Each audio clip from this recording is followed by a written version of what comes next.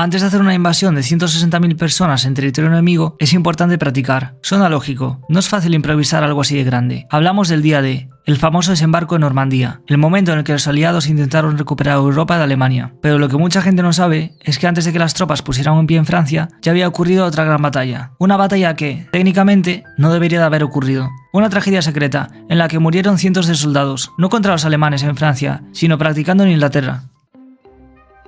Esta es la historia del Ejército Tigre, el ensayo del día D que terminó siendo un desastre. Contexto rápido. Estamos en 1944. La Segunda Guerra Mundial está en su punto más alto. Los aliados ya están preparados para su plan más ambicioso: invadir Francia y expulsar a los alemanes. Para eso tenían que practicar cómo subirse a un barco, cómo cruzar el mar o cómo bajar de una playa bajo fuego enemigo y sobrevivir. Nunca antes había hecho algo así de grande. Y ahí es donde aparece Slapton Sands. Slapton Sands es una playa en el sur de Inglaterra que por casualidad se parecía muchísimo a las playas de Normandía. Perfecta para practicar. El problema, que ahí vivía gente. Solución, los militares fueron, les tocaron en la puerta y dijeron, se tienen que ir. Evacuaron a más de 3.000 personas de la zona.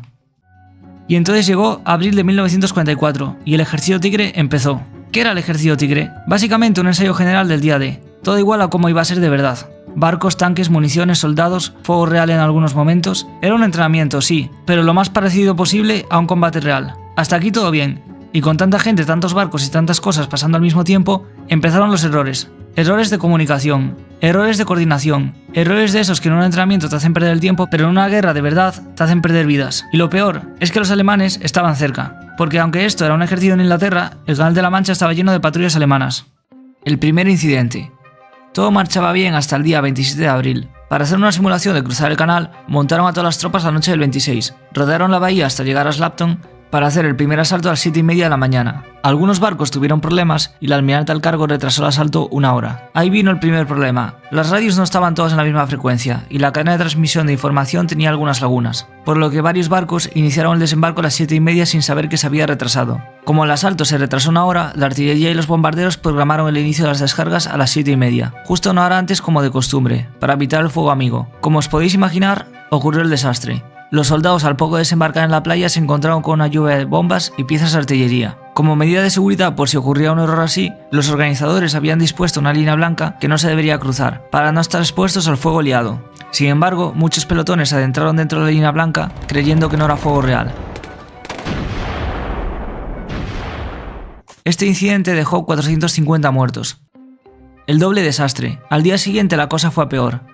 Desde Cherburgo, un comando de 9 lanchas torpederas y cañoneras alemanas consiguieron burlar la vigilancia británica. Se adentraron en la bahía. Eran las 3 de la mañana y descubrieron unas siluetas muy extrañas. No se parecían a un barco de guerra o a un mercante, por lo que decidieron atacar. Lo que tenían enfrente eran 8 barcos LST, que estaban practicando nuevamente la travesía previa al desembarco. Nuevamente, por falta de comunicación y tener las frecuencias de radio en diferentes posiciones, solo estaban defendidos por una corbeta. Los alemanes se dividieron en 4 grupos de ataque, hundiendo 2 LST e impactando sobre 2 de ellos. El fuego cruzado entre los barcos aliados hizo que hubiera bajas por fuego amigo nuevamente. El horror de los supervivientes de los 2 barcos hundidos fue comprobar que el chaleco salvavidas se colocaba en una posición donde la cabeza estaba siempre dentro del agua. Con todo el equipo puesto, los soldados tenían muy limitados los movimientos. Los que no se pudieron liberar del equipo murieron ahogados.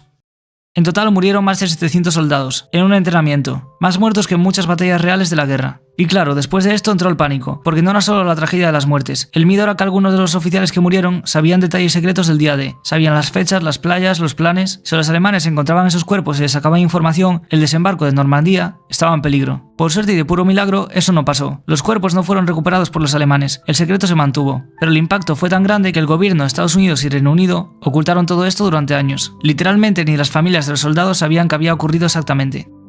¿Sirvió de algo este desastre? La respuesta es sí, porque después del Ejército Tigre cambiaron muchas cosas. Cambiaron los protocolos de seguridad, cambiaron los entrenamientos, mejoraron las comunicaciones, se corrigieron errores que si hubieran pasado en el día D hubieran costado miles de vidas más. Y gracias a eso, semanas después, cuando el día D finalmente ocurrió, las cosas salieron bastante mejor de lo que podían haber salido. Hoy en día en Slapton Sands hay monumentos que recuerdan a los soldados que murieron en ese entrenamiento, porque al final la guerra no se gana solo en grandes batallas, a veces se gana también aprendiendo de los errores, incluso de lo más doloroso. Y esta es la historia de cómo un entrenamiento secreto en Inglaterra terminó siendo una tragedia, pero también una lección que salvó miles de vidas.